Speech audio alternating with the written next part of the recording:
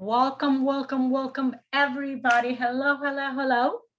Welcome to the live session on what is Neurographica. I am saying hello to you. Big shout out. It's a holiday week, and I'm welcoming you to this discussion with me, welcoming you to ask questions, and I will be so glad to be answering you live to all your questions. So feel free to ask questions, feel free to post some comments, feel free to just post some smiley faces or some hearts. I'm very glad to see you here for the beautiful, beautiful live session we're having here today.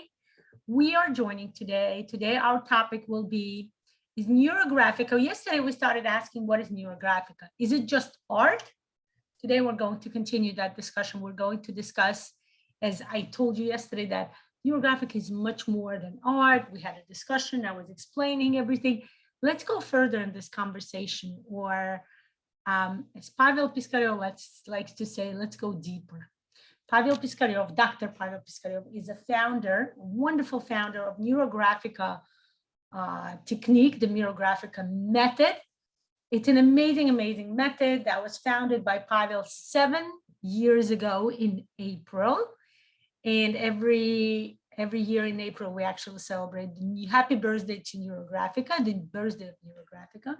This year, it ranked 7 years. And let's go deeper. Let's start discussing. How would Neurographica be a wonderful tool for realization of your goals? Okay. Just give me a second. I just want to put my Facebook in a way where I can see your questions, because I know some of you actually PM me with questions. So I want to make sure I see it. Excellent. So let's do this. Okay. We started discussing yesterday what Neurographica is, how Neurographica is actually about establishing a connection with oneself, establishing a connection, actually working out a relationship with yourself, how Neurographica allows you to get in touch of who you are on the inside, getting to know yourself, getting to know your ideas, your thoughts, your opinions, your views on a certain topic. What topic would that be? That's something you actually get to choose, okay? Every drawing we do, we actually choose a topic. Why? Because that's exactly the purpose. Our purpose is to connect to ourselves, to get to know who we are and what we are on that topic. Is it something that was just some kind of socially acceptable idea that we just accepted as a dogma? Or is it something that I have an opinion on? Do I have a strong opinion? Do I have a not strong opinion? How do I feel? How do I personally relate to it? Okay, all of this contemplation is something we actually process, something we actually go through during the process, during the drawing of a neurographic picture. Okay, as we mentioned yesterday, how taking, one of the best examples, right? One of the best archetypes, right? Would be the story of Jacob in the Torah, in the Jewish Bible, how Jacob is wrestling with somebody. Some commentators actually explain that Jacob is wrestling with an angel. Some people explain that Jacob is wrestling with himself. And a lot of it was, very unclear, very, people would not be sure what they're talking about. People are asking questions until Freud came along, and he actually became the father of a modern psychology. He started explaining that we all have something within us that we constantly fight, and we constantly strive to figure out a relationship with, right? And if we think about it, if we look about it, before Freud time, the old dogmas, right? Whether it was given by religion, whether it was given by, modern philosophy, was that you have something within you, you have some inclination, right? And you need to fight it. The idea, the position of a kind of traditional point of view, the traditional outlook on that, something that's within you, that's constantly asking you to do something, constantly asking you to try something new, the traditional view is always fighting with it. Put it down. Don't listen to it. Don't follow it. go further, you know, listen to, and again, different dogmas, right? And as modern psychology came along, right, as modern psychology started developing, we actually started to get to know ourselves. We actually started to find out, who are we? What are we? What are we doing? How can we get to know what's happening around us? And in order to know what's happening around us, we need to know what's happening within us. Modern psychology is offering us not to fight with ourselves, but rather to get to know ourselves, right? To connect to ourselves, to establish a relationship, to establish a connection. And when we get to know ourselves, the modern psychology, what do we talk about? We talk about getting to know something we call the inner child, something that we call the inner parent, right?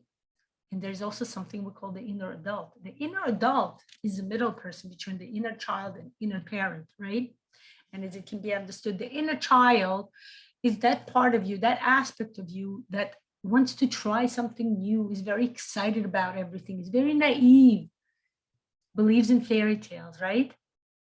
And the inner parent is that somebody who is very strict, is very believes in organization and discipline, and tells you this is not, may not be appropriate.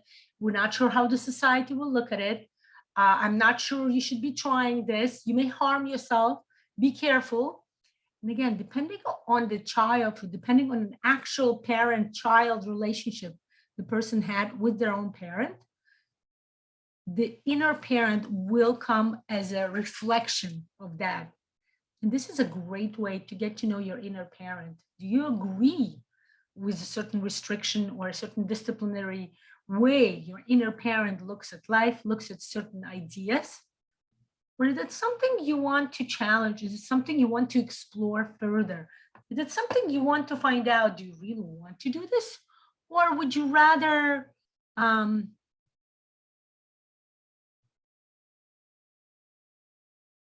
second. Okay, my computer told me it was getting a little glitchy. So, or is it something you would like to change? Do you agree with your inner parent? Does your, and this is the most important part, does your inner child agree with your inner parent? Do they get along, or do they constantly clash? And this is where the inner adult comes in. The inner adult comes in and tries to make peace, tries to make a connection, tries to put together the inner child and inner parent so that they actually see each other and they get along. Why? Because every child needs a parent, and every parent actually needs that child. Every person needs a child side, right? That spontaneous, exciting part. When we get happy like a child about something new, something exciting that may happen or it's happening in our life. And every person needs an adult, because we need to be aware. We need to constantly think, you know, we need to put analytical mind into work. We need to think, do we need this? Would this be practical for me? Would this be good for me? But either one is not good when it overtakes your whole self, right? It's not good to be too naive about things in life. You need to be realistic. You need to keep in mind. And it's not good to be overly realistic about life either. So inner adult is that part of you that makes sure that both parts are equally present. And it's like yin and yang, right? It's like at some point, some part in your life, the inner parent will be more and the inner child will be less. But then in another part, the inner child will be more and the inner parent will be less. There's this constant balance, right? Something we call equilibrium, right? We need to have it. And the inner adult is what is somebody who will be that aspect of you who's taking care of that, who's constantly watching it, who's constantly making sure things are balanced. It's absolutely beautiful. I want to tell you one of the great courses, which I'm hoping I'm going to bring maybe January, maybe February, I'm not sure yet.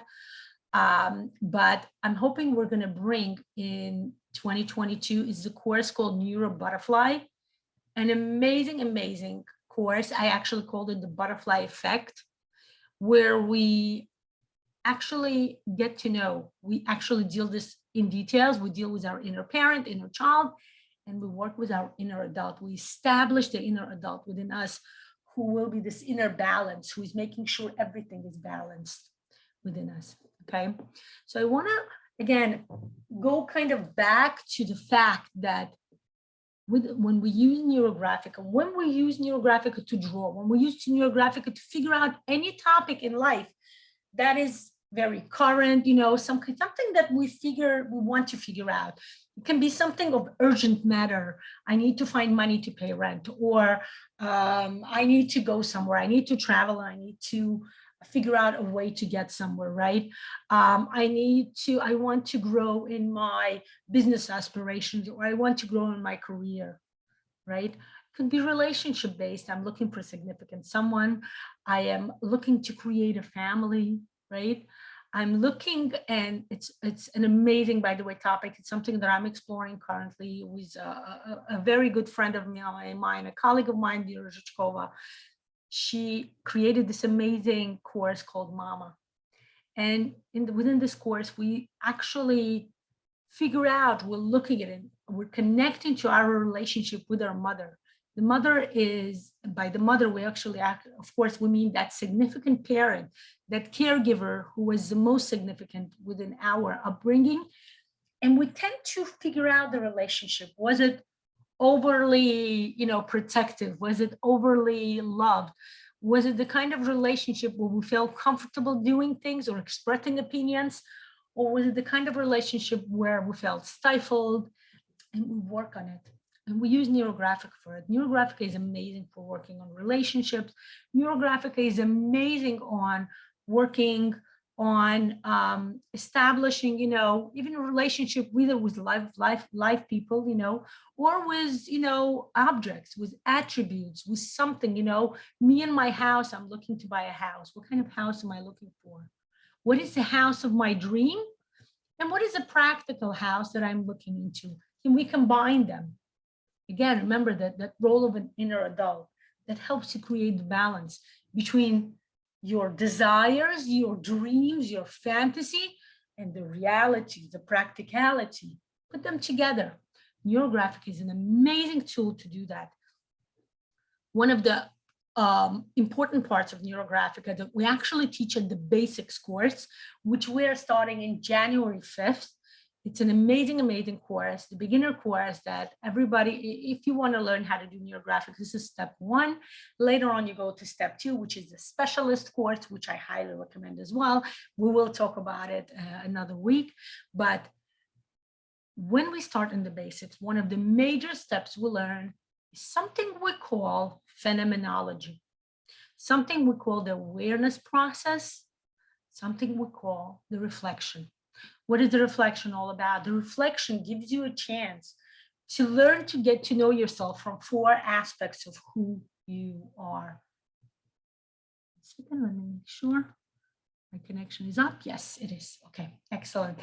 Hi, Ellen. Hi, Maureen. It's so nice to see you, ladies. I'm very glad to see you.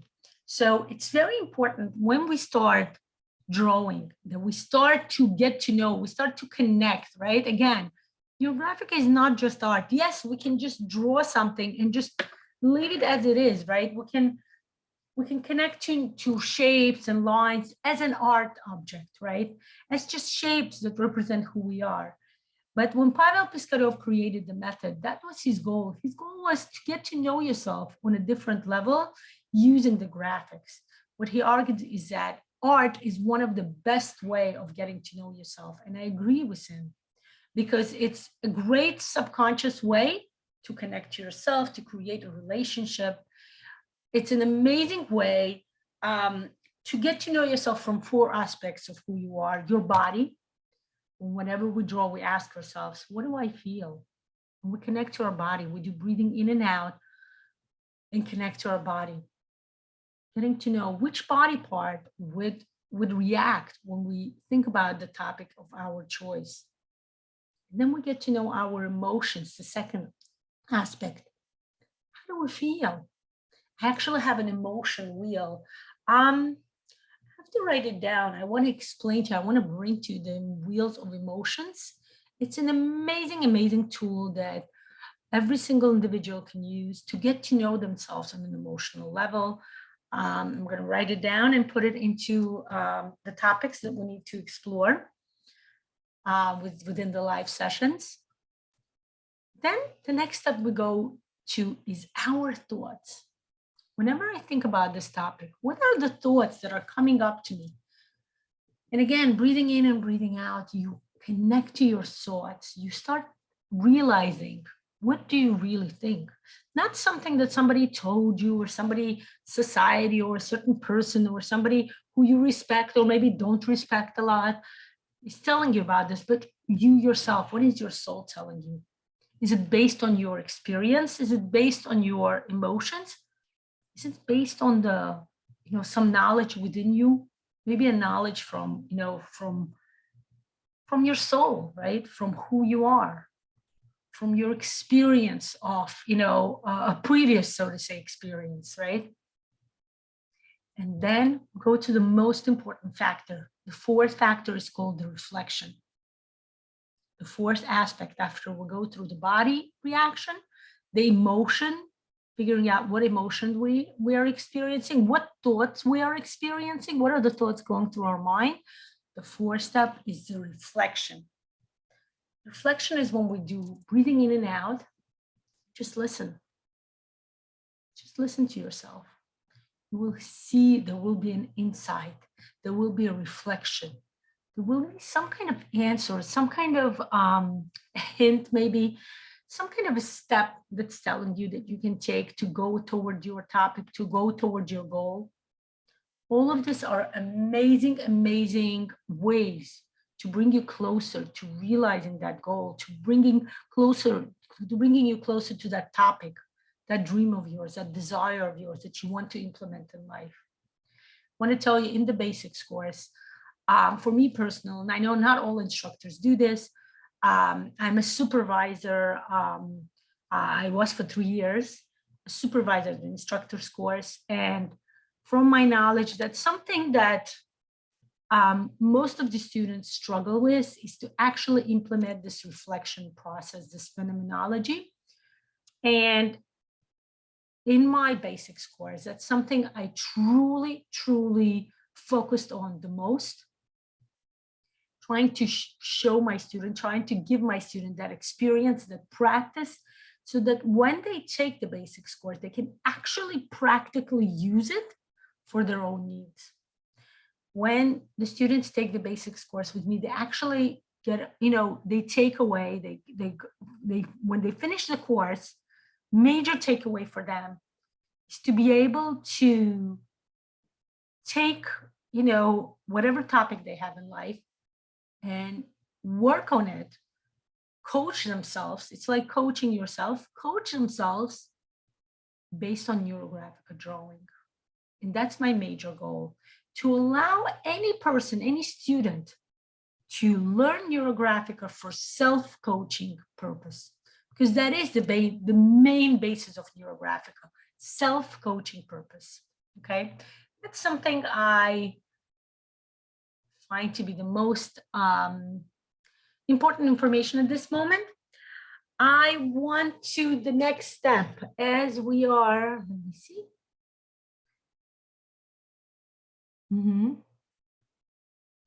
Yes, another thing I wanted to mention to you is that this practice, this phenomenology, the self-reflection process is so important that a lot of times people, students, and I hear students telling me, I didn't fully engage in the self-reflection process, yet the topic I worked with actually was implemented, actually came to realization. How come that happens? And I tell them that it's amazing that this happened. That means you are very much in touch with your inner self. You're working a lot on establishing that connection. And I explained to them that just drawing wavy lines will be, or could be, a soothing process by itself.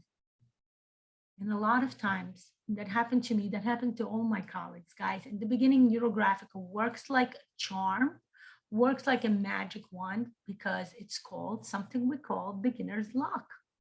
Beginner's block is when your resistance, your inner resistance is very low. It doesn't know what it's dealing with. It doesn't know what Neurographica is. So there are no resistance there, no resistant blocks, right? And Neurographica starts working, and you look around, you're like, oh, that topic of mine, which I was drawing on, that goal of mine, it came true. But it's important to notice, right? After maybe 2 months, those same students always write to me, Lana, what happened? All of a sudden, like my luck is not working. No matter what I do, the neurographic drawing doesn't work. What do I do? And the first question I ask them, how much do you practice the phenomenology, the reflection process, the awareness process? And they're like, well, I try, but it doesn't always work. And that's when we start practicing again. It's important to remember to have long-lasting results, to remember to have Neurographica constantly have its coaching as a coaching tool, constantly working its charms on you. So to say, you need to implement this important practice of reflection and awareness and reflection process within your neurographic process, within your neurographic drawing. Okay, this is the most important part. Another course that we have actually practiced in August was the Neuro Diary, where we gathered and for 21 days straight, we would draw Neurographica every day. I remember we would have meetings, live meetings 3 times a week, where I would coach people, where I would show them what to do. And it was an amazing, amazing way to also practice the reflection process. That was one of the major goals of that course, to make the reflection process as seamless as possible, as integrated as much as integrated as possible within your neurographic drawing. So again, planning to bring that again, January, February, I don't know yet, but we'll be bringing that, and I'm inviting you to join the wonderful, wonderful course that will be a great way to practice your neurographic skills without, on the everyday level and seeing the results, seeing opportunities come around you. Okay. And at the end of our live session, as usually, I would like to invite you to, where is it? To do a laughter therapy, or laughter yoga, or just laughing with me. Okay, it's a wonderful, wonderful practice that I'm inviting everybody to try. It's something that I've been implementing within my neurographic session, something that I'm inviting all of you to participate. It's an amazing, amazing practice. And all you have to do is laugh. All you have to do is actually open your mouth, follow my lead. And yes, it may be forced in the beginning. You can just say, it doesn't have to be a full-hearted laughter, but I promise you, once you get into the habit of doing it constantly, you will be able to do it constantly. You will be able to follow through with it and go along with it. Ready, set, go. I'm going to start the laughter. Before you start, I'm inviting you to practice your muscles. This is great body dynamics exercise where it practices the muscles that have to do with letting know or being aware of your needs, and also having your needs being taken care of. Okay. Work on your muscles on your mouth. And now we're going to start the laughter. Ready, set, go.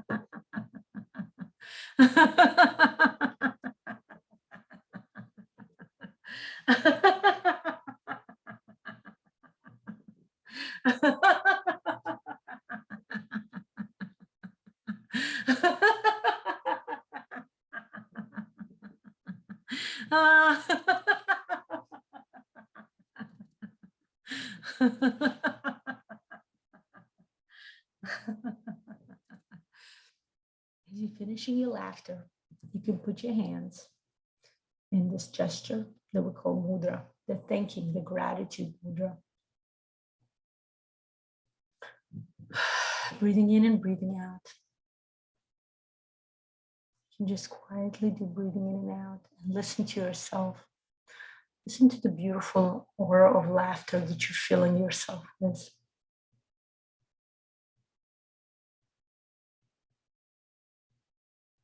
I want to thank you for joining me for this wonderful live session where we discussed how Neurographic is a tool for realization of your goal.